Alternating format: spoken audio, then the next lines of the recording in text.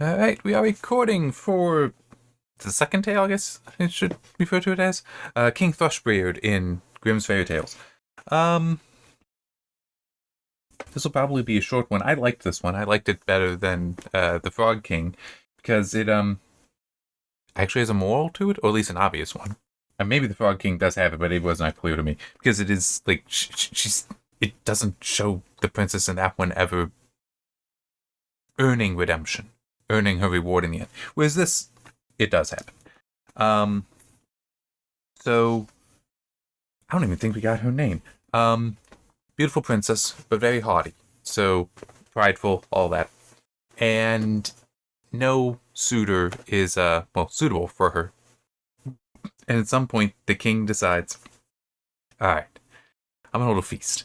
I'm gonna bring all these men here of rank, of high rank. So I got kings here. Hang on, let me actually try to get it. Give you the list. Nope, that's it. Yeah, all marshals in a row according to the rank and standing. First came the kings, then the grand dukes, then the princes, the earls, the barons, and the gentry. Okay, and they're in a row for her to just walk down with him. Walk down. That one's the wine cask, because he's too fat. Long and thin has little in, considering the one too tall. The third was too short. Short and thick is never quick. The fourth was too pale as death. The fifth too red, a fighting cock. Sixth was not straight enough, a green log dried behind the stove. Not a nice person. No. Eventually they get to one where she isn't so much insulting, but just points out apparently his chin has grown a little crooked. I'm not entirely sure how that works. But she laughs and says he has a chin like a thrush's beak, and that's where he then gets the name King Thrushbeard, which is why the name of the story is King Thrushbeard. Well, her father, the king, is so annoyed by this, so angered by this, decides, because none of them she finds acceptable. It's like, alright, first beggar that comes through my doors, that's your husband. Which, I'm okay with that. I mean, for one thing, that is the prerogative of the king. I mean, it's like, I get that that's something that some people do forget, but the king or queen, whoever the ruling monarch is, can decide, you're my child, I'm telling you who you marry.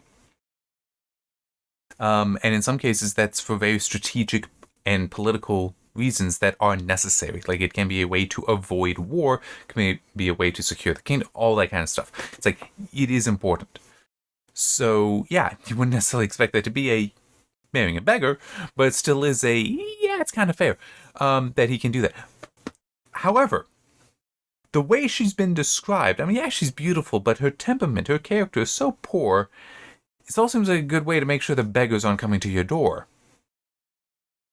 But one eventually does. Actually, it first comes out and is just, is a fiddler. So it's just trying to play some music outside the windows to earn their alms. And the king's like, come inside. Comes inside. And he comes inside and is like, oh, thank you very much. I just, want the smallest gift for my music. He's like, and the king's like, your gift is her. Congratulations, you're married. What? I don't. That's what's happening. Get the priest, they marry, and then the king is even like, so it is not fitting for a beggar's wife to be in the palace. Go. It's just like, I mean, she has it coming. She legitimately does. She's not a good person. Which is part of the reason why I like this, is that there is an actual moral here that's really obvious. If there is one for the Frog King, I'm not sure what it is. At least for how it's written in here. I do wonder if there's a different version that makes more sense. Because that seemed to just be purely hey, everything turned out well for you. With this is the beggar drags her, metaphorically. I mean, it's not necessarily clear that she is dragged, per se, but I mean, it does kind of look like it here. But he does lead her basically back to his home, which she has to do a lot of walking that she probably didn't have to do before. And while going, they come to a large forest. She asks to whom does that beautiful forest belong? belongs to King Thrushbeard. If you had taken him, it would have been yours. Ah, unhappy girl that I am, if I had but taken King Thrushbeard. This happens multiple times. Because then they also see, like, a meadow or something. Yes, a meadow and then a town, and it's always that in the same response. But if I had taken King Thrushbeard, it does not please me, said the fiddler, to hear you always wishing for another husband. Am I not good enough for you? There actually isn't a response to that. But I mean, as you would probably guess, the bulk of the story at this point is her being humbled. The whole having to walk and seeing that, what she would have had if she were not so haughty, if she had a more humble character. But then it's let me show you that it's very little hut. Whose is this? This miserable, mean hovel. Well, who does it belong to? That's my house, and now yours. Go inside, and it's like, all right, woman, wife, start a fire, heat some water so we can have dinner. She doesn't know how to do these things, so he has to do them. Well, at least has to show her how to do it. They eat, and this continues for a few days, but then it's like, well, we're out of food. Well, woman, I guess it's time you start making baskets so that, we can earn the money so that we can eat. Except her hands are so soft, she can't do it. It's like, all right, let's try spinning, as in spinning wool. Let's try that. And again, her skin is so soft that it actually cuts her fingers, so she's bleeding. It's like, okay. I'm going into business with pottery now. You'll be selling it in the market. And this actually works, because it describes that, and well, actually, she's terrified of this initially, because what if somebody recognizes me, sees me there, and starts mocking me? But still, she does it.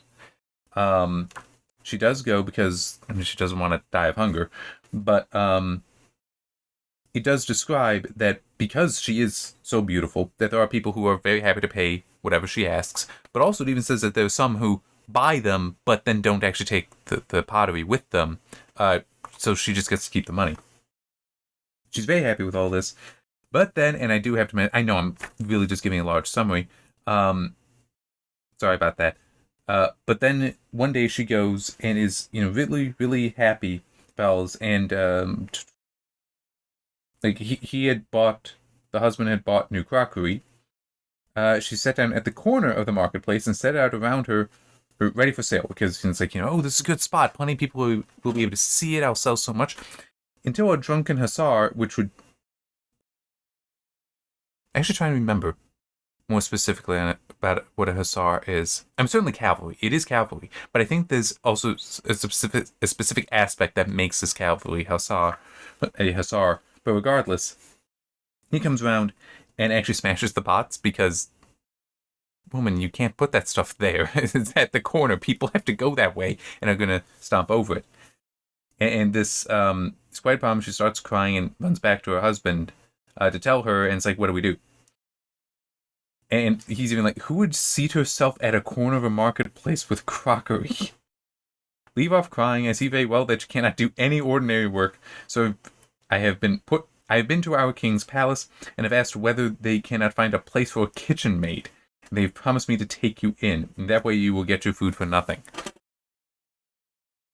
So she does go, and what it describes, and I'm a little unsure, but how it's described later. So she has pockets. She has 2 pockets that she puts jars in, so that every time that she's given some morsel, like off the table, that or something like that, or just this isn't going to the table, that she can take to keep for herself, she'll put it in there, so not only does she have something to eat, but can bring something back for her husband. So for what it's worth, even though, yeah, she's not really a great character, there is no indication at all of her being well, no, she is unhappy. She's unhappy with the situation, but she's not betraying the husband at all. So at least there's that going for her. But she is definitely being humbled at this point, because the kitchen maid work is not fun. I mean, it is very lowly, and there's no indication she is grumbling about this. She's unhappy about it, but she is doing it at least. But the pockets, though, I think the way it's described later, I think it is like 2 pockets on a like scarf or at least some sort of thread that comes around over her neck, and are holding these jars. Because eventually what happens is grand feast because they want to celebrate. There's some celebration for the king's son going on, and she does like go to the door so she can look out and see. And as the servants go in now, some of them actually do give her food then, just while passing. And so she's collecting them, but she is looking in. And eventually, hang on, let me actually check one thing. Eventually, she does see the king's son. I'm just okay. Okay, so she sees him finally enter, clothed in velvet and silk with gold chains about his neck. So very wealthy, obviously. And when he saw her standing by the door because of how beautiful she is, he seized her by the hand and would have danced with her, but she refused and shrank with fear, for she saw that it was King Thrushbeard.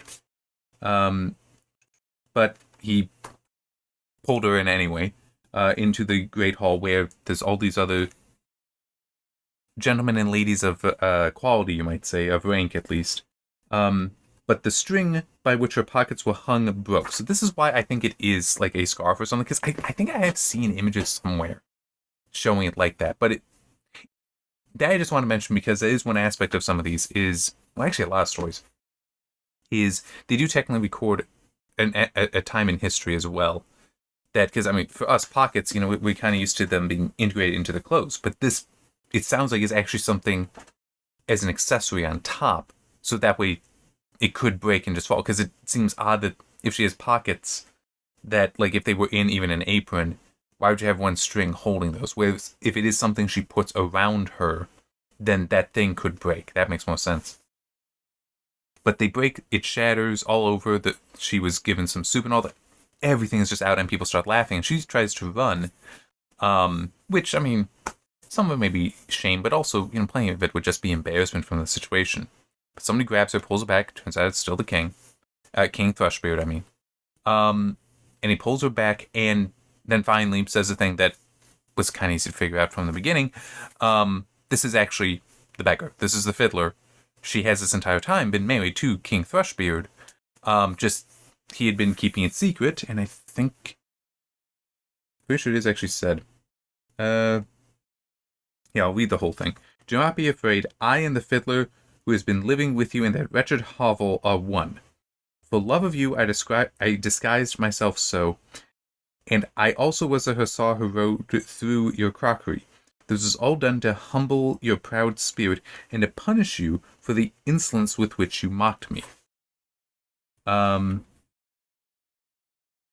she wept bitterly and said, I have done great wrong and am not worthy to be your wife. But he said, be comforted, the evil days are past, now we will celebrate our wedding. And then it's maids in waiting came, put her in fancy clothes, all that, and her father and his whole court are there to wish happiness, to wish her all the happiness, all that. Not saying that very well. So yeah, I do like that one because it is teaching the lesson there of being humble.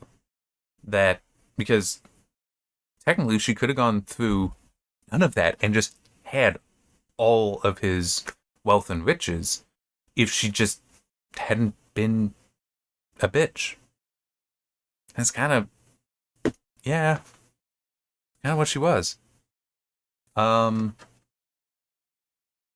it is interesting, because actually not the longer. I'm not sure I'm going to write the thing. I want to write something up. And I read Beauty and the Beast separately, and reading it is quite a bit different from the Disney animated, and I've not seen any other version of that, by the way. Even the classic French one, I've not seen that.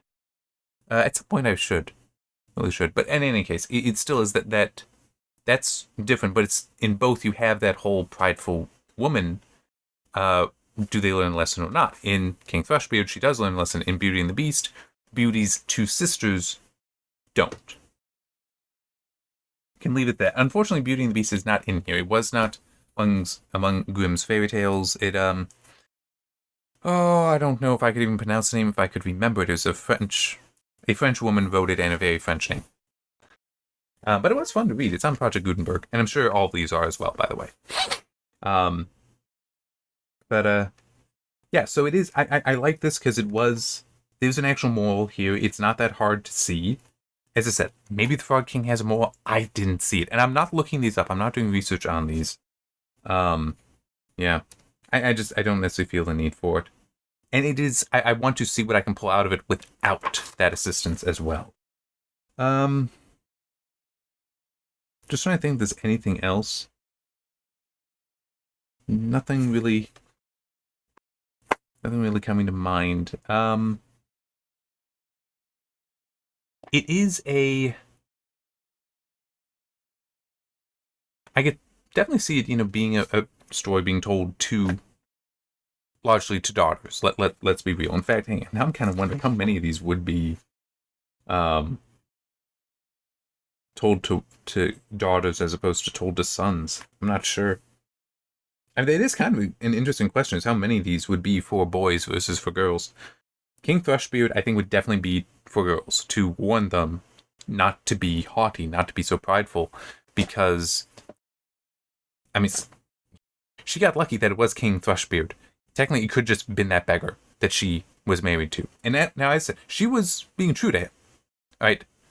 There was no indication there of any, I'm going to leave you or anything like that. No. She was going to do what she could. But it's still, she hated the situation. So it is be of a better character so that you can, when you find King Thrushbeard before all this, you would accept him. So let me just see.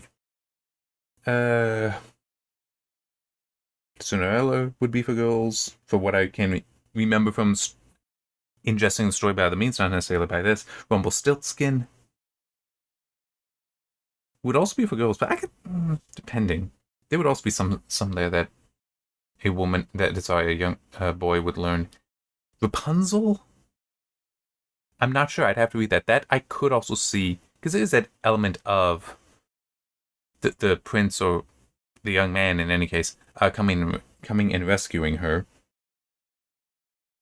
Little Red Riding Hood. You have the huntsman come and rescue her. Yeah.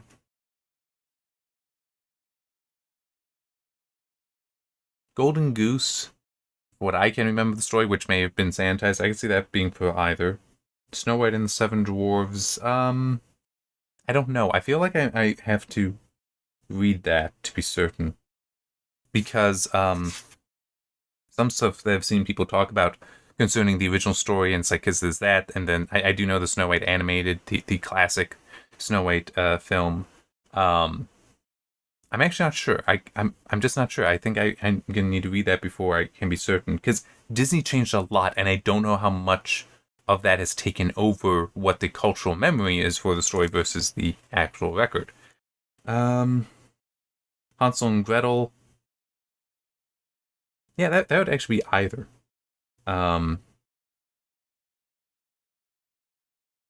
the Boy Who Did Not Know Fear, I'm guessing, would be for boys. Sleeping Beauty. Again, I know the Disney animated film, and I don't. Based on that could also be fine for boys, because it is that element of adventure and knight errantry to save her. And I mean, let's be real. Boys want to be knights. They want to go and slay a dragon. They might not yet want to end up marrying the damsel in distress. They might not yet want that, but it still is, because girls have cooties and all that. But it still is, they can still find enjoyment, entertainment, and lessons from the fighting of a dragon. So, yeah. All right. I actually am now kind of curious how some of these others are going to work out. But next up we have Tom Thumb, which I do know that story a little bit, but again, mainly from other tellings that need not be accurate to what I'm going to read here. And we're assuming that I am assuming this is accurate to what the Brothers Grimm originally collected. If nothing else, I would assume it is near true to the original, whereas the stuff that I know that's Tom Thumb might not be because they were also going for a comedic effect. Let's put it like that. All right. See you next time. And I'll see if I can cut down on the rambling as we go. It's just, I don't know, when they're so short, it feels like I need to talk longer. And I know I don't need to do that. But still, I have that desire. So, anyway, see you next time.